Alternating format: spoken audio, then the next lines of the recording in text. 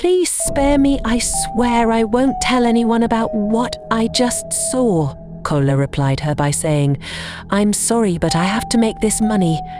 The barber said, I'll be rich in a week if I bring him your head. I'm sorry. Please don't take my life, I'm begging you, Kola. But before she knew what was happening, Kola brought down the sharp knife on her, stabbing her multiple times. In less than a minute, Gloria went silent and stopped breathing. Kola knelt beside her as he began weeping and began muttering to himself, I didn't mean for all of this to happen, but I'm tired of this poverty life. I'm sorry, Gloria, Kola said, as he sat in her pool of blood, burying his head down as he thought of his next move on what to do. Not long after, his phone began to ring. The name on the screen was Digi, but he was too confused to pick it up. Kola managed to carry her into his kitchen, where he had prepared the sharp knives and cutlass he was going to use in cutting the parts his ritualist Baba had asked him to bring. Everything had been prepared even before Gloria visited him. The sledgehammer, the sharp cutlasses and other tools he was going to need in taking out the organs his Baba had asked him to bring for the rituals. This is a true life story. The names used in this video were changed for privacy reasons. Make sure you watch to the end to learn a lesson or two about how to avoid falling victims of Yahoo boys and their money ritual antics. And also don't forget to subscribe, like and share this video to your friends and family to help them. Now back to the story. Kola stood trembling in his small Lagos apartment, the rusty knife slipping in his sweaty grip. Blood pooled on the cracked linoleum, seeping into the edges where his girlfriend lay still, her yellow dress now a grotesque shroud. His phone buzzed incessantly, Digi's name flashing like a taunt, but he couldn't move, couldn't think. I can't wait to be rich after I give your body parts to Baba, he whispered to himself, voice cracking under the weight of what he'd done. The love of his life now lays lifeless in her own pool of blood, but he was certain that the money ritual would make him rich hereafter. The air was thick with the metallic tang of blood and his own regret, but it was too late to turn back. It all began 2 months ago. He'd been a different man, a dreamer with nothing but a cracked phone and a hunger for more. Now he was a murderer staring at the cost of his ambition. The room spun as he sank to his knees, the knife clattering beside him. Outside, the hum of Lagos traffic droned on Okada's weaving. It all began with a single visit, a single choice. 2 months back, Kola sat in his poorly-looking room, broke, hungry and frustrated. He couldn't afford the basic things of life. Even his electricity bill was due, and the NEPA officials had come to disconnect his apartment the previous day, so he had been staying in darkness all these while. He decided to visit his friend Deji. Deji was a renowned Yahoo boy known for his flamboyant lifestyle all around campus. He had all the prettiest girls in his fingertips.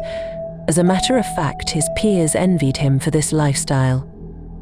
The next morning, Kola set out to visit Deji. Deji lived in a beautifully decorated 3-bedroom apartment. He turned into what is known as a HK, abbreviated as Hustler's Kingdom. Kola sat on a stained couch, the stench of weed and sweat hitting him hard. Deji lounged across from him, flipping a wad of Naira notes like it was nothing. The other boys barely looked up, fingers flying over keyboards, muttering about clients and payouts. Kola's mouth went dry. He'd heard the whispers, Yahoo boys, fraud kings, but seeing it up close was different. Deji, he blurted, voice shaky, I want to join you for this Yahoo thing. The room froze. Then Deji threw his head back and laughed, a loud, mocking roar. Kola, you pasta pickin'. You no fit do this our hustle. The others snickered, eyes glinting with amusement. Kola's face burned, but he leaned forward, fists clenched. I serious, bro. I tired of this broke life. Teach me. Deji's laughter faded, replaced by a sly grin. He studied Kola, like a hawk sizing up prey. The air thickened with possibility. You sure? Deji asked, voice low. Kola nodded, heart hammering. This was his shot out of the dust, into the shine. Deji tossed him a burner phone, its weight cold in Kola's palm. "Okay, let's see if you get liver," he said, smirking. What had Kola just signed up for? Kola hunched over the burner phone that night, Deji's voice barking instructions through a crackly call. "Write 'em sweet. Tell the Maga you're a widow needing help." Kola's fingers hesitated over the keys. He'd never lied like this, not beyond small campus yarns. But he typed, crafting a tale of fake tears and tragedy. Hours later, a reply pinged some lonely Oyimbo biting the bait.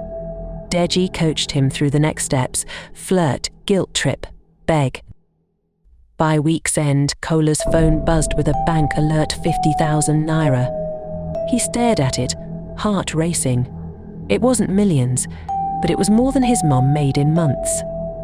The next day, he swaggered into a boutique, trading his faded shirt for a crisp polo. At a campus party, heads turned, girls smiled, guys nodded. Kola grinned, sipping possible from a plastic cup. But the high didn't last. Deji's crew rolled up in a tinted Prado, nearer raining as they popped bottles. Kola's 50,000 felt like Kobo next to that. He cornered Deji later, voice tight. "Bro, this money no day reach. I need update." Deji raised a brow, exhaling weed smoke. "Update no be free oh. You ready to level up?" Kola's gut twisted. What did that mean? Kola's new hustle sharpened him. He snapped at his mum now, brushing off her prayers with a curt "leave me." Her eyes dimmed, but he didn't care. He was done with guilt. At Deji's, he soaked up the game, phishing links, fake IDs, smooth lies. Deji became his mirror brash, untouchable, everything Kola craved. But Deji's taunt stung. "You still soft, pastor boy," he'd say, smirking. Kola grit his teeth, determined to prove him wrong. Then there was Tolu, his girlfriend of 2 years, soft-spoken, churchy, always in yellow. She noticed his new drip, asked, "Where this money from?" He lied, "Business," and kissed her quiet. One night, over Suya, Tolu beamed at him. "I trust you, Kola. You're my good thing." Her words cut deeper than Deji's jabs. He forced a smile, but his mind churned. The cash was drying up, party bills, new shoes keeping up. He needed more fast. "Back at Deji's?" he demanded, wet in next. Deji's eyes glinted. "You want play big league? Follow me tomorrow." Kola nodded, but Tolu's trust lingered like a ghost. What was he about to step into? The next day in the evening, Deji drove Kola to a swampy outskirts shack, mosquitoes buzzing in the damp air. Inside, a native doctor sat cross-legged, his slit eyes gleaming under a flickering bulb. Charms dangled from the ceiling, bones, feathers, things Kola couldn't name. Deji lounged, unfazed, as the old man rasped, "You want big money? Bring me the breast and eyes of a 20-year-old virgin." Kola's stomach dropped. He glanced at Deji, expecting a laugh, but Deji just shrugged. "Another level we day now. You in or out?" The air grew heavy, the doctor's gaze pinning Kola like a trapped rat. Kola stumbled outside, head spinning. Murder? For money? He'd scammed, sure, but this was a line he'd never imagined crossing. Deji clapped his shoulder. "Think 'em well, pastor. Big boys no day fear." Kola walked home in a daze, the doctor's words looping in his skull. He saw Tolu's face -20, pure, trusting. His chest tightened. No, not her. But then he passed a Benz idling at a junction, its driver flashing a Rolex. Envy flared. Could he really do this? Kola threw himself a party that weekend, desperate to drown the doctor's voice. He popped bottles with Deji's crew, danced with random girls, spent Yahoo cash like water. The bass thumped. Lights flashed freedom, he told himself. But his eyes kept darting, haunted. Tolu called, her voice soft through the noise. "You okay, Kola?" He lied again. "Yeah, just chilling," and hung up. Later, he took her shopping, buying her a dress to quiet his guilt. She twirled in it, laughing, and for a moment he felt human again. By Monday, the cash was gone eaten by the lifestyle he couldn't sustain. Deji's new Lexus rolled by campus, a gleaming taunt. Kola's resolve hardened. He couldn't back out now, not after tasting this life.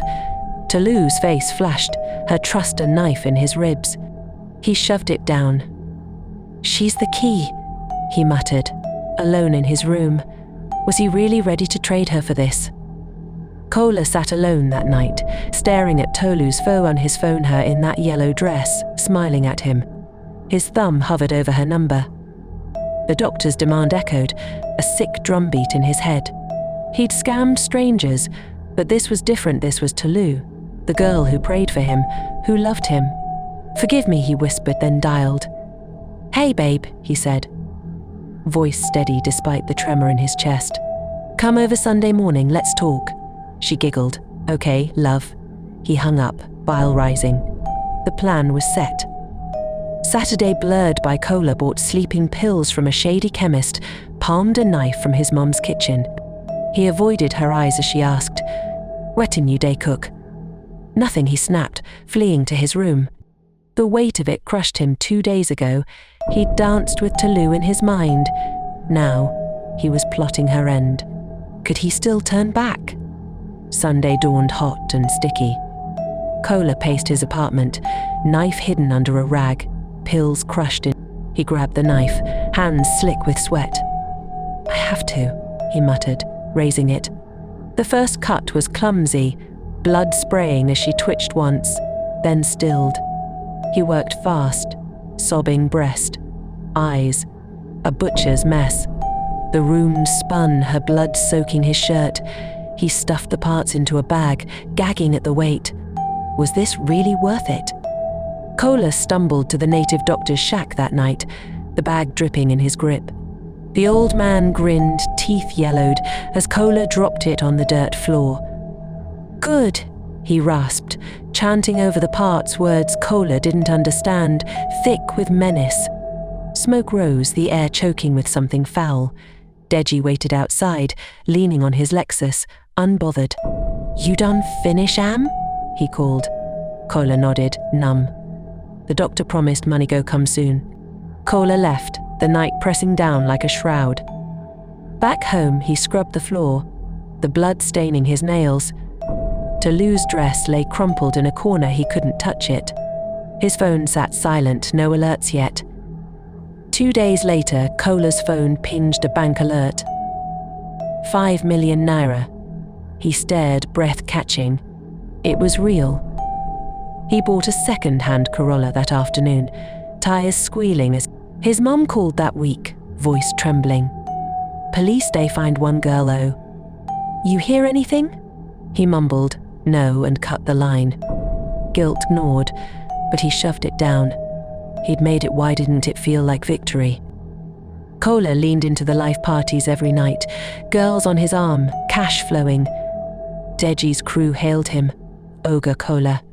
He bought gold chains, mirrored sunglasses, anything to shine brighter. But sleep eluded him. Tolu's eyes, those he'd taken, stared back in the dark. He popped pills, chased them with codeine. Anything to blur her. One night he woke screaming, her voice in his head. "Why, Kola?" He punched the wall, knuckles bleeding. Deji noticed the cracks. "You too soft, man. Enjoy the life now." Kola nodded, but the shine was fading. The money bought things, not peace. Was this the big boy dream he'd killed for? Kola's mum showed up unannounced, eyes red from crying. "Police came, Kola. They say Tolu is missing. Wettin', you know?" Her voice broke, hands wringing. He stared past her, jaw tight. "I know anything," he lied, turning away. She grabbed his arm, pleading, "You be my pickin'. Tell me true." He shook her off, slamming the door. Her sobs echoed through the hall, a sound he couldn't outrun. He couldn't believe he was now a serial murderer, all in the name of gaining quick riches. But it was too late for him to turn back. This new path was what will swallow him eventually. He sat alone, scrolling on Instagram, more Ben's pics, more flexing. His Corolla felt cheap now, his flat too small. The money wasn't enough, nothing was. Tolu's yellow dress still sat in a corner, untouched. What had he become? And Deji rolled up in his Lexus one night, honking for cola. Club time, bro. Cola climbed in, the leather cool against his skin. They sped through Lagos, music blasting, Deji tossing naira out the window. "See life," Deji shouted. Cola watched him untouchable, thriving. This was the man he'd wanted to be. But Deji's laugh grated now, his ease a slap to Cola's torment. "You good?" Deji asked, glancing over. Cola nodded, silent. At the club, Deji danced, girls swarming. Cola sat alone, nursing a drink, seeing Tolu in every shadow. He'd mirrored Deji, but the reflection was warped. Could he live like this forever? Cola parked his Corolla outside the club, the night pulsing around him. Music thumped. Lights flashed Lagos alive, oblivious. He stared at his hands, still seeing blood no one else could. 5 million naira sat in his account, a new life in his grasp. Yet his eyes were dead, his soul traded for a hollow shine. A tear rolled down his cheek, unbidden. "This is what you wanted, Abby," he muttered, the same words from that bloody morning, now a bitter curse. He glanced at the rearview mirror, half expecting Tolu's face. Nothing but his own gaunt, lost. The city roared on, but Cola sat still, a big boy with nothing left to lose. What was next for a man who'd paid this price? That night, Deji paced his flat, codeine buzzing in his veins. Cola's hollow eyes flashed in his mind weak, he thought. But the doctor's words gnawed. He'd built an empire on Yahoo, climbed higher with rituals, but now a whole life. His sister's face surfaced busy, 17, innocent, always asking for school fees. His mom, too, prayed over her Bible. They lived with him, trusted him. "Easy pickings," he muttered, shoving down the bile. He called the doctor, voice steady. "I go deliver." The line crackled with approval. What line wouldn't Deji cross for the top? Deji lured Bissy to the shack under a moonless sky, promising a surprise. She chatted about exams, oblivious, until the doctor's ropes bound her. Her screams pierced the night as Deji turned away, jaw tight. The ritual was quick blood, chance, a promise of billions. Days later, his account swelled minus 50 million naira. He bought a mansion, a Range Rover, flexed harder than ever. But the high crumbled fast. His mum found Bissy's hairpin in his car and confronted him sobbing. "Where tin you do my pickin'?" He shoved her, she fell, head cracking on tile, dead. Alone now, Deji partied on. But the money vanished, bad deals. Theft, a fire that gutted his new crib. Weeks later, Deji sat in the ashes of his empire, penniless, the Lexus repossessed. The doctor's shack was empty when he returned, charms gone, a mocking silence left behind. Cola's fate echoed, both chasing wealth, both losing all that mattered. Deji clawed the dirt, screaming at ghosts every night. The moral burned clear. Greed is a debt repaid in blood and ruin. Cola traded love for cash. Deji sacrificed family for power. Neither kept the prize. Lagos spun on, indifferent, as two big boys fell, their dreams dust. What's left when you sell your soul and the buyer cheats you blind?